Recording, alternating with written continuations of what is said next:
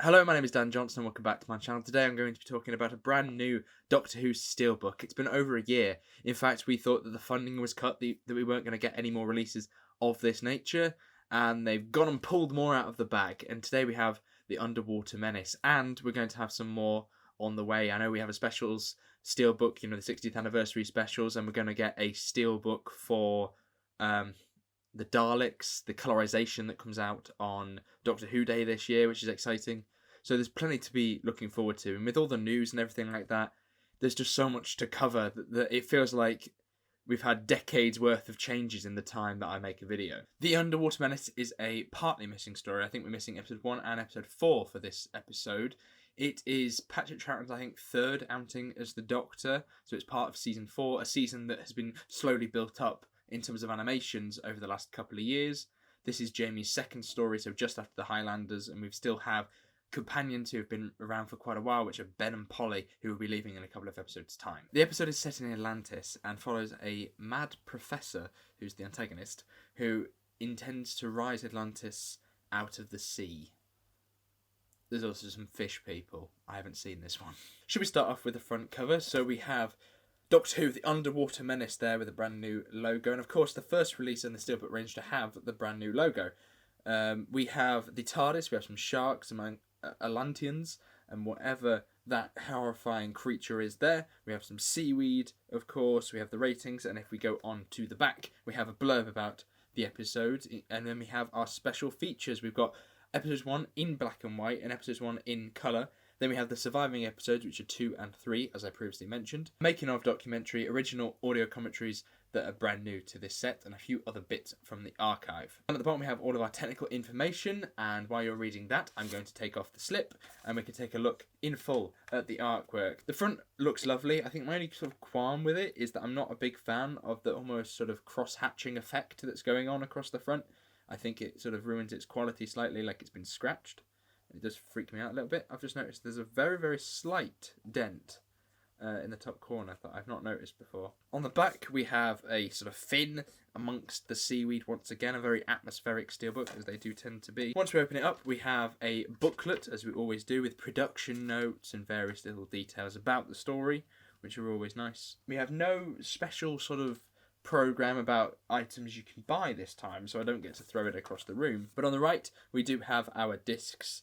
As you can see here, the contents I've already talked through, but they both have the same printing, so let's just take a look at them. There is the original artwork, or the artwork that goes on the Blu-ray and on the DVD versions. So the discs and the differences are exactly the same between getting the Steelbook and by getting the DVD. As you take out all of the discs, we have this lovely image of the TARDIS, which is very atmospheric. Well, that wasn't a weird cut at all. It's now the next day, and a few developments have happened, hence why I've decided to film now. So I've actually taken the Steelbook back and had it replaced and was given another one. They're extremely quick. It just so happened that the dent that I noticed was kind of destroying the Steelbook, and I thought, I have paid £30. I'd like to have a full, proper one that is complete, the bare minimum. So I've decided that I'd return it, and a new one has arrived. And since filming the video, I've actually seen the animation, so I can give a bit more insight. So I may not have finished it, but I think the animation is pretty solid. It's very simple. In fact, I think that it dumbs down a lot of the elements that the Second Doctor has in order for it to suit the animation, and I think that's a little bit of a shame. The sort of more animated Doctor is dumbed down for the sake of the animation and the cost of it. And how it's shot is very plain and very simple, and I do think that's a bit of a shame. It doesn't make it a particularly interesting watch. This may not be my first choice for the next serialization, but it's a pretty welcome one in my eyes. I have really enjoyed it, and I do like the cover, and the actual product is quite good.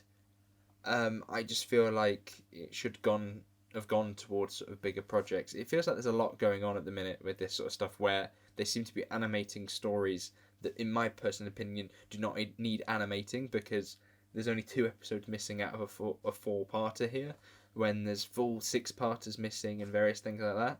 I understand that maybe they're sort of accumulating up a budget by pushing out these ones to prove the point that they're going to sell. At this stage, you kind of know what you're going to get with these animations. You get a decent story and some interesting behind-the-scenes features presented beautifully with this new piece of artwork. So it works quite well. and it's something that I quite like collecting. So, what do you think about this release? Do you think it's worth it? Which episodes are you hoping to see? I'm looking forward extensively to the colorization of the Daleks, which comes out on, in fact, is shown on the BBC on the 23rd that evening, and that's going to be very, very exciting to watch that story again. And this time in full colour, and the stills look absolutely brilliant. I really can't wait for that, and we should be getting a steelbook release for that at some point as well. So it seems like we're going to be getting colorizations as well as animations now.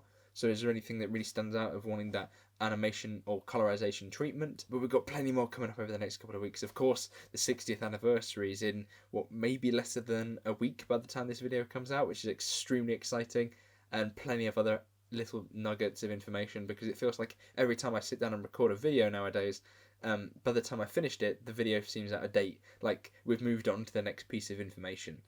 So until next time, thank you very much for watching. Hopefully you can like and subscribe, and I shall see you soon. Goodbye.